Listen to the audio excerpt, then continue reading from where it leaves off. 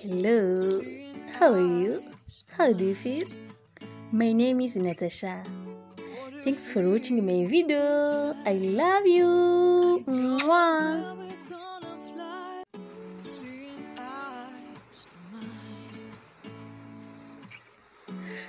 Muraho neza ndabasuhuje kandi mbahaye ikaze mwe mwese mudukurikirana muri ahantu hagiye hatandukanye wowe ubana natwe umunsi ku wundi ndagushimiye cyane mwibutsa gukora subscribe kuri wowe utarayikora nawe wayikoze mwibutsa kandi ukunzogera kugira ngo igihe cyose dushyizeho video nshyashya ujye tubona notification ihama video uyire mu wa mbere.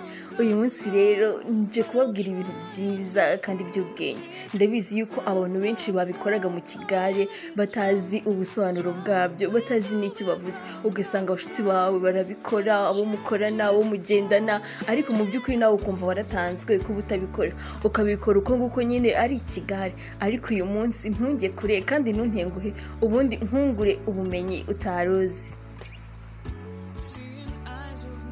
Ese waba ukunda kwambara impeta ku ntoki zitandukanye?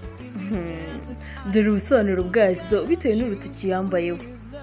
Impeta ni bumwe mu bwoko bw'imirimbo ukunze gusanga bwambawe n'abatari bake, abasore n'inkumi, abagabo n'abagore, abakomeye ndetse n'abihaye Imana. Impeta ni umurimbo mwiza urimbisha intoki zigasa neza, nyamara hariho n'ubwo usanga umuntu yambaye impeta zirenze imwe ku kiganza. Yewe hari n'abambara impeta batitaye ku kiganza bayambayeho cyangwa ubusobanuro bw'impeta bambaye.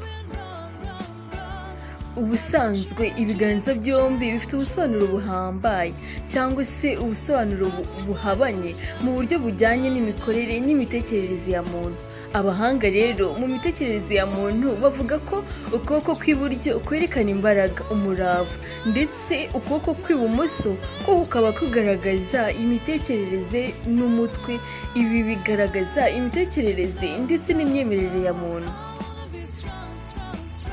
Burya rero kwambara impeta ku rutoki runaka nubwo hari ababikora nk'umurimbo, nyamara bifite icyo bisobanuye.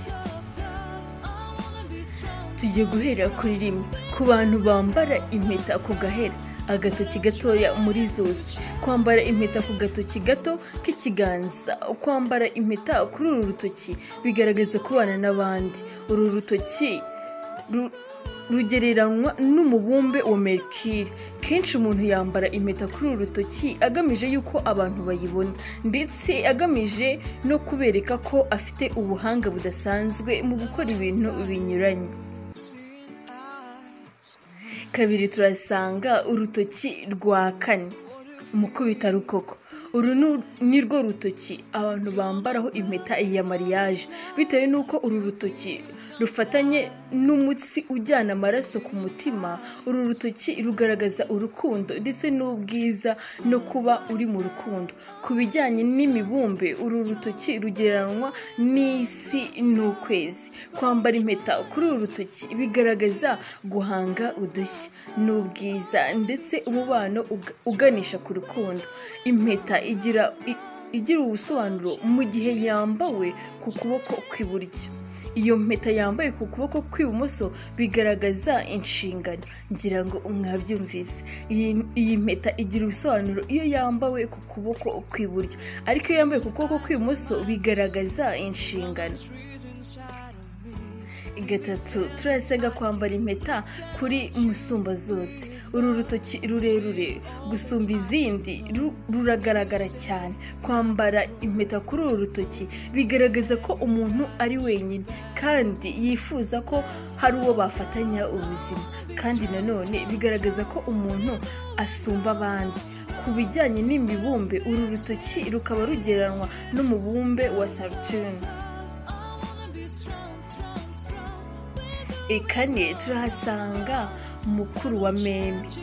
Uru rutoki rukaba ruranga igitinyiro, imbaraga, ubuyobozi n'inshingano ndetse n'ubushake bwo gukora.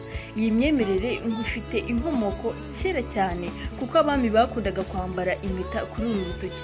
Umuntu iyo yambaye cyangwa akayambikwa aba yifuzwa kugira imbaraga ku buyobozi n'ububasha bwe. Jupitini niwo mubumbe ugereranywa n'uru rutoki.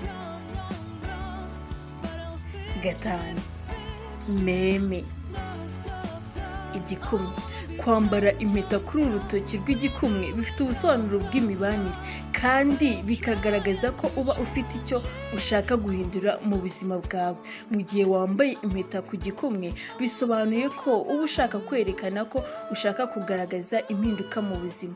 Mu yindi mico bavuga ko kwambara impeta kuri urutoki bisobanura imyemerere. Ubu ni uburyo butanu bwo kwambara impeta cyangwa se intoki zacu uko ari 5. Ese iyo wambaye impeta kuri uru rutoki rwa meme cyangwa mukuru wa meme cyangwa gahera bishatse kuvuga iki? Ngira ngo wumvishe ubusobanuro bwa buri impeta uko bimeze. Ese weho ukunda kwambara iyi impeta? Usanga kenshi abantu twita nk'urubyiruko bakunze kwambara impeta ku gikumwe, ku gahera cyangwa se kuri meme. Rero nizere ko guhera uyu munsi usobanukiwe neza impeta wambara icyo ishatse kuvuga. Twabonye yuko hari abambara impeta ku gahera, yewe tuza gusanga yuko hari n'abambara impeta ku rutoki rwa 4 ari rwa rundi dukunda kwambaraho impeta ya mariage. Twaje no kubona 3 ko ari abambara impeta kuri musumba zose, ndetse tuza gusanga yuko hari n'abambara impeta kuri meme, ndetse kuri 5 twabonye yuko hari abambara impeta kuri mukuru wa meme. Wakoze rero kubana nanjye kandi ndagushimiye cyane. Ndizeye yuko iyi video iri bugushimishe kandi abari babizi ni bake cyane. Nurangiza kuyumva rero ukumvira kunyuze uyisangize inshuti zawe nazo zisobanukirwe neza ibyo zikora, zijye zambara impeta zizi ubusobanuro bwazo.